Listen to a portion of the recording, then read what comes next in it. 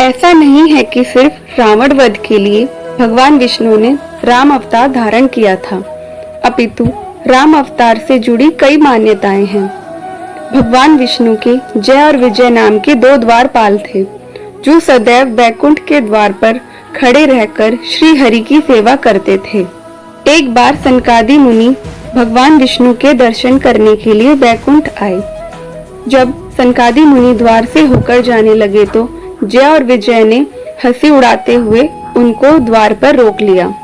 क्रोधित होकर सनकादि मुनि ने उन्हें 3 जन्मों तक राक्षस योनि में जन्म लेने का श्राप दे दिया। क्षमा मांगने पर सनकादि मुनि ने कहा कि तीनों ही जन्म में तुम्हारा अंत स्वयं भगवान श्री हरि करेंगे। इस प्रकार तीनों जन्मों के बाद तुम्हें मोक्ष की प्राप्ति होगी।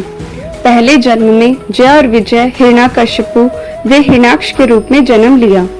भगवान विष्णु ने वराह अवतार लेके हिरण्याक्ष तथा नरसिंह अवतार लेके हिरण्याकश्यपु का वध कर दिया।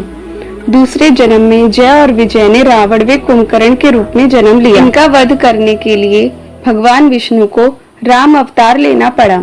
तीसरे जन्म में जय और विजय शिशुपाल और दंतवक्र के रूप में जन्मे।